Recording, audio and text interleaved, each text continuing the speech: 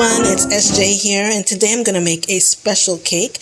This cake is a beautiful layered cake with chocolate and pecans, and this cake looks like it came straight from a gourmet bakery. This cake is called My Inspiration Cake, and I'm going to make it for you today. This cake is just so beautiful, and it gets better with time. You'll find that after the first day it's baked, it tastes even better. I found the recipe for this cake on thedailymeal.com, but you can also find this recipe on pillsbury.com and food.com. So I'm just an amateur baker and cook that likes to try different recipes from the internet. And I like to try them out and see how they turn out. So I'm going to make this cake, My Inspiration Cake, today for you. And let's get into this cake. So first I'm going to give you a rundown of the ingredients. So basically I've laid out all the ingredients in front of me, and what you'll need for this cake, My Inspiration Cake, is 1 cup of chopped pecans. So that's that there. You'll need 1.5 cup sugar. You'll need a 1/2 teaspoon of salt. You'll need 1.25 cup milk. You'll need 4 egg whites. You'll need 2.25 cup all-purpose flour. You're going to need 4 tablespoons baking powder. Then 2/3 cup shortening, 1 teaspoon vanilla, and 2 ounces semi-sweet chocolate grated. So you're going to need 2 9-inch round cake pans that I've already greased and floured, as you can see here. So that's the start. I'm going to show you the rest of the recipe next. So next you're going to evenly sprinkle the pecans at the bottom of the greased and floured cake pans, as I've done here for you. And after that, you're going to combine all the cake ingredients except for the egg whites and the chocolate. So you're going to combine the sugar, the salt, the milk, the flour, the baking powder, the shortening, and the vanilla. You're going to beat that for 1.5 minutes. Then you're going to combine the egg whites and beat that for 1.5 minutes. So I'm going to do this and get back to you. So I've combined the cake ingredients, the sugar, the salt, the milk, the flour, baking powder, as well as the vanilla and shortening in a large bowl. I've beat that for 1.5 minutes. So this is the result. So next I'm going to add the eggs and beat that for 1.5 minutes as well. So I've combined the 4 egg whites into the batter and I beat that for 1.5 minutes. And next I'm going to show you how to put the batter into the 2 9-inch greased and floured cake pans with the pecans at the bottom.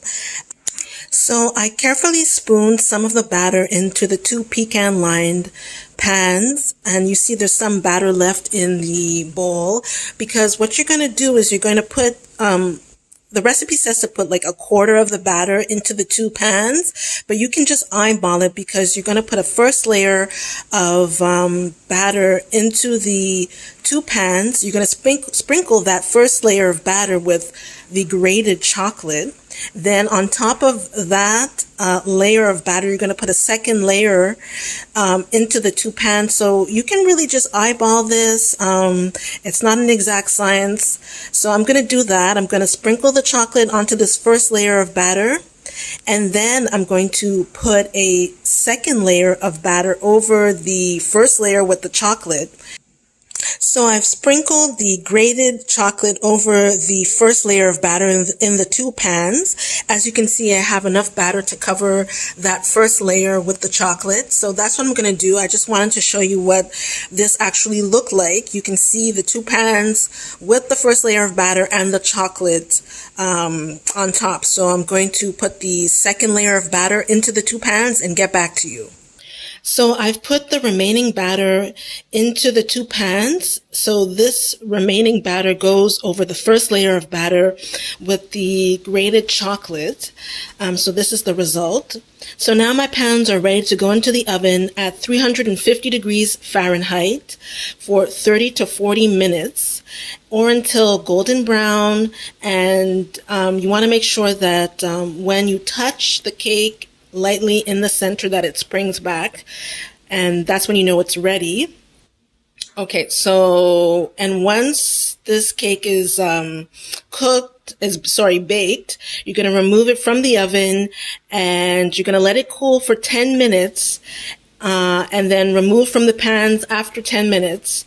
And after that, we're going to get into the frosting of this cake, which is really simple and easy as well.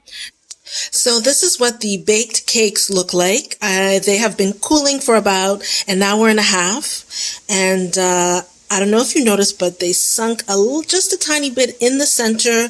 But that's okay because we're going to frost this cake and we're going to hide all those imperfections. I don't know why it's sunk, but it could be that the sides of the cake rose faster than the center. But I did test this cake out with a toothpick inserted in the center, and the toothpick came out clean, so I know that this cake is fully baked. But like I said, it's not a problem. We're going to hide all those imperfections by frosting this lovely cake. I don't know if you noticed the pecans poking through. So we're going to get into this frosting recipe right now. Let's get into the frosting recipe for the My Inspiration cake. This is the last step for this wonderful cake. So I'm going to run down the ingredients.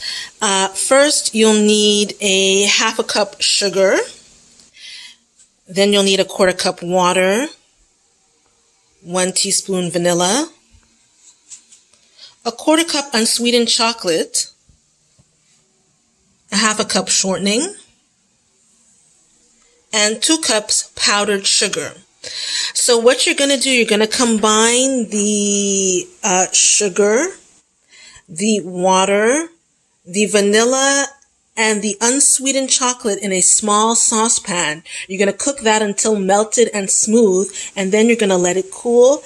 After that, I'm going to show you the second part of the frosting recipe. So now you're going to combine in a small saucepan the chocolate, water, and sugar. I mentioned that you had to add the vanilla in too, but that's for later.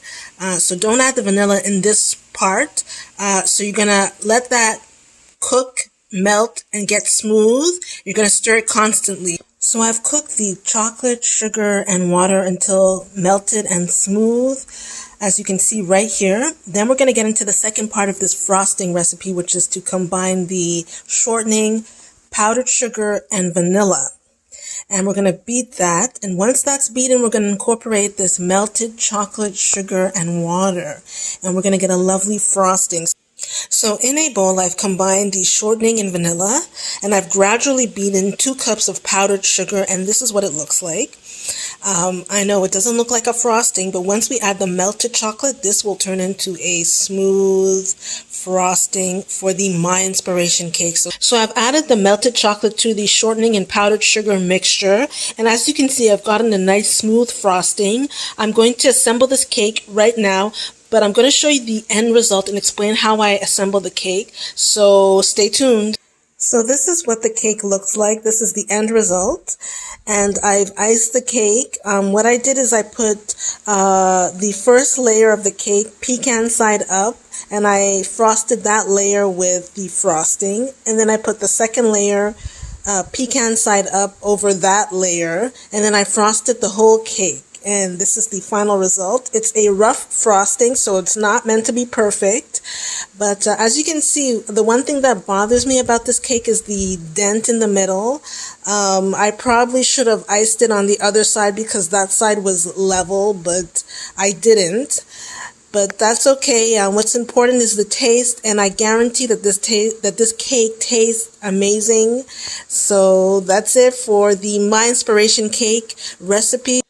So this is just a little update. Yesterday, I cut a piece of cake for my mom and she said that it tasted excellent.